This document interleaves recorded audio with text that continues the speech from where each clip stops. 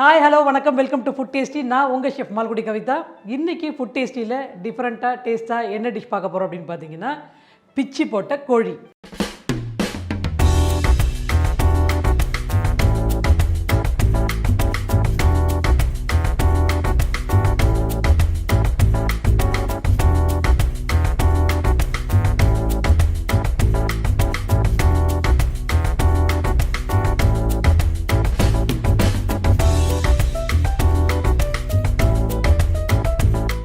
இப்போ நம்ம வந்துட்டு பிச்சி போட்ட கோழிக்கு எப்படி வேக வைக்கிறன்ற ப்ராசஸ் தான் இப்போ நம்ம பார்க்க போகிறோம்.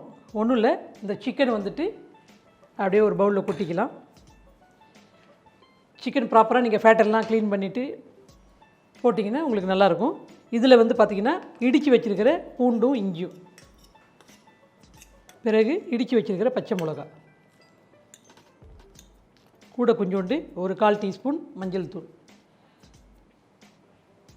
உப்பு தேவையான அளவு, இது கூட எண்ணெய் கொஞ்சம் ஒரு டேபிள் ஸ்பூன் எண்ணெய்.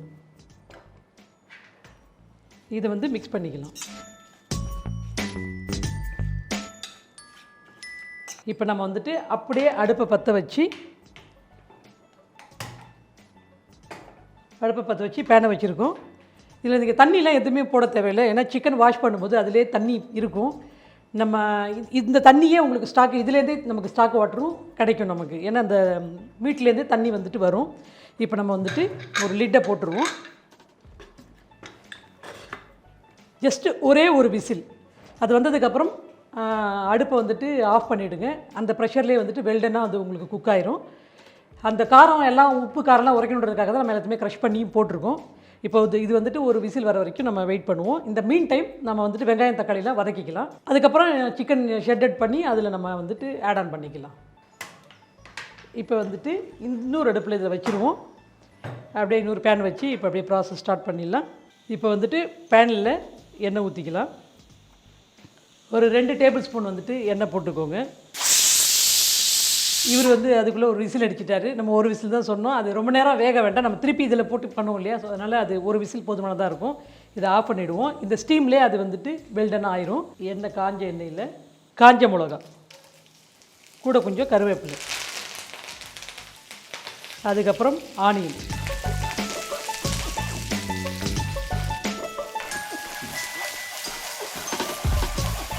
ரொம்ப சிம்பிளாக பண்ணக்கூடிய ஒரு டிஷ்ஷு தான் இது. வெங்காயம் நல்லா வதங்கட்டும். வெங்காயம் வதங்கினதுக்கப்புறம் நம்ம வந்துட்டு இது பண்ணலாம். இந்த நீங்கள் அந்த ஷெட்டட் சிக்கன்றது வந்துட்டு நீங்கள் அதாவது வித்தியாசமாக சாப்பிடணும், இல்லை வேறு விதமாக நீங்கள் வெரைட்டி ஆஃப் இது சாப்பிடணும் அப்படின்னா இந்த ஷெட்டட்றது, இந்த பிச்சு போடுறது தான் ஷெட்டட் சிக்கன் சொல்கிறது. இந்த பிச்சு போட்ட கோழியை உங்களுக்கு வேணும்னா நம்ம சப்பாத்தி இல்லை பீட்டா ப்ரெட்டுன்னு ஒரு ப்ரெட் இருக்கும், உங்களுக்கு பேக்கெட் மாதிரி இருக்கும். அது புல்கா பண்ணுறீங்க இல்லையா, புல்கா பண்ணுறத கூட நீங்கள் 1/2 ஸ்ப்ளிட் பண்ணிட்டீங்கன்னா அந்த பேக்கெட்டு கிடைக்கும். அந்த பேக்கெட்டில் இந்த ஷெட்டட் சிக்கன் வச்சு அப்படியே கொஞ்சம் மைனஸ் போட்டு ரோல் பண்ணி அப்படியே நீங்கள் சாப்பிட்லாம். ஈஸியாக ஸ்நாக் டைம், நீங்கள் ஆஃபீஸில் ஐடி டைம் ஃபீல்டில் இருக்கிறவங்க வாட்டவர் யார் யார் பிஸி ஸ்கெடியூலில் இருக்கிறீங்களோ அவங்களுக்கெல்லாம் ஈஸியாக சாப்பிடக்கூடிய ஒரு டிஷ்ஷு தான் இது. நீங்கள் ட்ரை பண்ணி பாருங்கள். வேரியேஷன் ஆஃப் ஈட்டிங் மெத்தடாலஜி நீங்கள் மாற்றிக்கலாம். சப்பாத்தியில் வச்சு சாப்பிட்லாம், புல்காவில் வச்சு சாப்பிட்லாம், டாட்டிலா பேஸ் இருக்குது இல்லையா, அதில் கூட நீங்கள் சாப்பிடலாம். ப்ரெட் இருக்குன்னா ப்ரெட்டில் கூட நீங்கள் சாண்ட்விச் மாதிரி நடுவில் வச்சு ஸ்டஃப் பண்ணி சாண்ட்விச் மாதிரி க்ரில் பண்ணி கூட சாப்பிட்லாம். உங்களுக்கு எப்படி இஷ்டமோ நீங்கள் சாப்பிட்லாம். இப்போதைக்கு நாங்கள் வந்து அதை அப்படைசராக சாப்பிட போகிறோம். ஆனியன் நல்லா ரோஸ்ட் ஆகிடுச்சு. இப்போ நம்ம வந்துட்டு ஜிஞ்சர் கார்லிக் பேஸ்ட், நம்ம இடித்த இஞ்சி பூண்டு அதில் போட்டிருக்கோம், அதனால் இதுக்கு தேவையானதுக்கு அளவுக்கு மட்டும் இஞ்சி பூண்டு பேஸ்ட்டு ஆட் ஆன் பண்ணிக்கலாம்.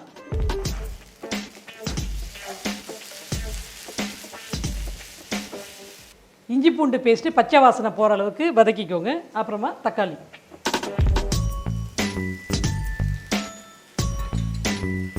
இது வந்துட்டு பார்த்திங்கன்னா ஜென்ரலாக நான் வந்து பேனில் உங்களுக்கு பண்ணுறேன் இல்லையா, யூஸ்வலாக தோசைக்கல்லில் நம்ம ரோட் சைடில் எல்லாமே நல்லாவே பண்ணுவாங்க. இது அப்படியே தக்காளி புழிஞ்சு விட்டு அப்படியே வெங்காயத்தை போட்டு அப்படியே அந்த சால்னா குழம்பு கொஞ்சம் ஊற்றி அதில் இந்த சிக்கனை கூட பிச்சு போட்டு பண்ணுவாங்க. அந்த மாதிரி கூட ஈஸியாக பண்ணுவாங்க.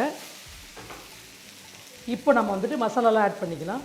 இது வந்து பார்த்திங்கன்னா தனியா தூள் இருக்கு இல்லையா, முழு தனியாவை அப்படியே கோரஸாக பவுடர் பண்ணி வச்சுருக்கிறோம். ஃபைன் பவுடர் போடாமல் இதில் கோரஸ் பவுடர் போட்டால் நல்ல ஃப்ளேவர் நல்லாயிருக்கும். ஒரு டேபிள் ஸ்பூன் வந்து போட்டுக்கோங்க. இது வந்துட்டு சோம்பு பொடி, ஒரு 1/4 டீஸ்பூன் ஜீரகத்தூள், ஒரு 1/4 டீஸ்பூன் மஞ்சள் தூள், கரம் மசாலா தூள் ஒரு 1/4 டீஸ்பூன். கடைசியாக காரத்துக்கு தகுந்த மாதிரி மைல்டாக மிளகாத்தூள் போட்டுக்கோங்க. நம்ம மிளகு பொடி கடைசியாக போடுவோம், அதனால் மிளகாத்தூள் கம்மியாக யூஸ் பண்ணிக்கலாம். சிக்கன் வந்துட்டு ஸ்டீமெல்லாம் ரிலீஸ் ஆகிடுச்சு. இப்போ ஓப்பன் பண்ணி பார்க்கலாம். அவ்வளோதான். நான் சொன்னேன் இல்லையா, இதிலே ஸ்டாக் தண்ணி உங்களுக்கு வரும் அப்படின்னு சொல்லிட்டு. சிக்கன் நமக்கு நல்லா வெந்துருச்சு. இதில் இருக்கிற ஸ்டாக்கும் நமக்கு நிறையா ஸ்டாக்கு பாருங்கள், தண்ணி. நம்ம தண்ணியே ஊற்றாமல் வேக வச்ச சிக்கனு இதில் எவ்வளோ தண்ணி வந்திருக்கு பாருங்கள். இப்போ நம்ம என்ன பண்ண போகிறோன்னா, இந்த சிக்கனை பிச்சு போட்டுக்க போகிறோம். ஒரு சிக்கன் இந்த மாதிரி எடுத்துகிட்டு நீங்கள் கொஞ்சம் ஆறுனதுக்கப்புறம் கூட நீங்கள் அதை வந்து பிச்சிக்கலாம்.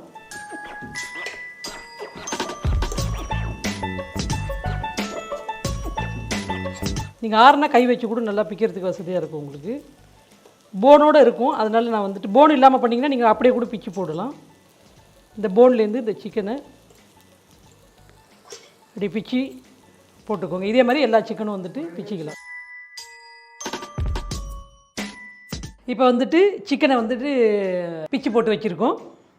இந்த இதை வந்துட்டு இந்த மசாலாவில் ஆட் பண்ணிக்கலாம்.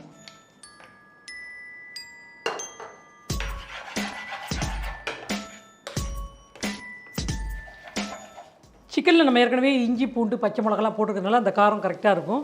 இப்போ குழந்தைங்களாம் யாராவது சாப்பிட்றாங்க, காரம் இல்லாமல் சாப்பிடணும் அப்படின்னாங்கன்னா அந்த சிக்கனை கூட நீங்கள் அப்படியே அவங்களுக்கு கொடுக்கலாம். இதில் நமக்கு தேவையான அளவுக்கு கொஞ்சோண்டு ஸ்டாக் மட்டும் ஊற்றிக்கலாம்.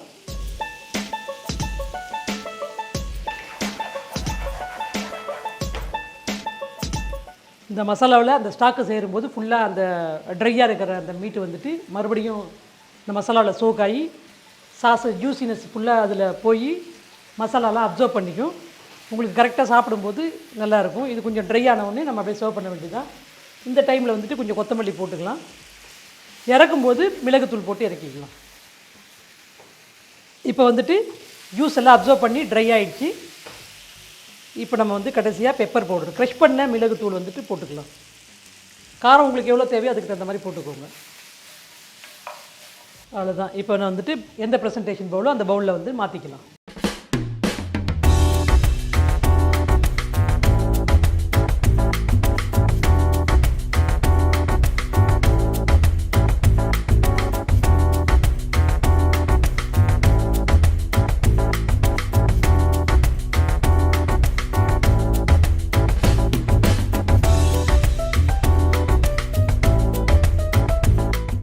என்னங்க பிச்சு போட்ட கோழி எப்படி ப்ரிப்பேர் பண்ணுறது அப்படின்றத பார்த்தீங்க இல்லையா? கண்டிப்பாக நீங்களும் ட்ரை பண்ணி பாருங்கள். வீட்டில் இருக்கிறவங்களுக்குலாம் ப்ரிப்பேர் பண்ணி கொடுங்க. சாப்பிட்டுட்டு அவங்களாம் என்ன சொன்னாங்க அப்படின்றத மறக்காமல் கமெண்ட் பாக்ஸில் வந்துட்டு நீங்கள் வந்துட்டு மென்ஷன் பண்ணுங்கள். உங்களுக்கு வேறு ஏதாவது ரெசிபி நான் பண்ணணும் அப்படின்னு சொல்லி ஆசைப்பட்டீங்கன்னா அதையும் நீங்கள் மறக்காமல் கமெண்ட் பாக்ஸில் மென்ஷன் பண்ணுங்கள். இந்த நிகழ்ச்சியை யாராவது புதுசாக பார்க்குறீங்க அப்படின்னா மறக்காமல் நம்மளோட சேனலை சப்ஸ்கிரைப் பண்ணிக்கோங்க. அப்போ தான் நான் உடனுக்குடன் பண்ணக்கூடிய வீடியோஸும் உங்களுக்கு எல்லாம் வரும். அந்த பெல் ஐக்கானையும் மறக்காமல் கிளிக் பண்ணால் வந்துடும். அதையும் நீங்கள் செய்யுங்க. தொடர்ந்து நிகழ்ச்சியை பாருங்கள், ஃபீட்பேக் சொல்லுங்கள். மறுபடியும் ஃபுட் டேஸ்டியில் டேஸ்டியான டிஷ்ஷோடு உங்களை நான் சந்திக்கிறேன். அது வரைக்கும் வணக்கம் கூறி விடைபெறுவது ஷெஃப் மால்குடி கவிதா.